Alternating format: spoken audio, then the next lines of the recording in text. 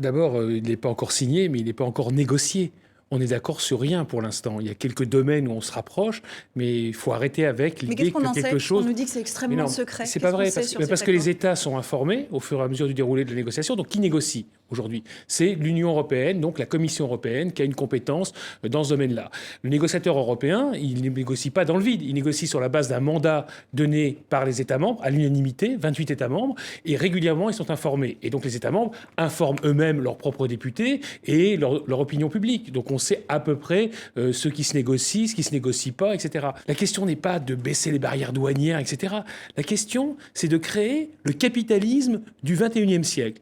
À quelles normes obéira le capitalisme du 21e siècle? Et ce sera des normes chinoises, c'est-à-dire des normes environnementales inexistantes, des normes sociales inexistantes, etc., ou des normes euro-américaines, disons occidentales? L'idée n'est pas de profiter spécialement du marché européen, et c'est certainement pas d'imposer sur les Européens les normes américaines. Ça, je pense que c'est pas très intéressant pour les Américains, enfin bon, marginalement, mais ce serait pas très important. En revanche, ce qui est important, c'est que ce soit nos normes, c'est-à-dire les normes américo-européennes, contre les normes chinoises, pour que ce soit nous qui choisissons l'avenir de ce capitalisme de l'économie mondiale. Les Américains, par exemple, protègent très bien leur marché public. On en a parlé, vous en avez parlé dans votre journal, tout le monde en parle. Comment faire pour que les Européens puissent accéder plus facilement au marché public américain? Deuxièmement, de dire que l'Europe compte pour du beurre, c'est pas vrai. C'est 500 millions de consommateurs les plus riches du monde.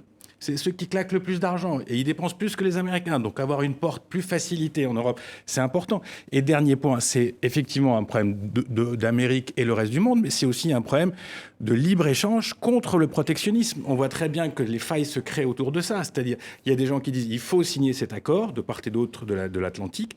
Et il y a des gens qui disent on ne veut pas signer cet accord parce que le monde doit revenir à des frontières, à des barrières, à une protection. Il y a une tendance très forte aux États-Unis, il y a une tendance très forte en Europe pour dire tout ça, c'est de la blague. Ça n'a amené que du chômage, que de la stagflation. Il faut revenir avec... Donc c'est une vraie discussion. Il n'y a que 9 domaines qui vont être harmonisés. C'est très limité en réalité. C'est-à-dire, vous avez... Tout le monde parle, par exemple, du poulet au chlore, du bœuf aux hormones, etc. américain qu'on va tous manger. Voilà, et on va manger du camembert californien.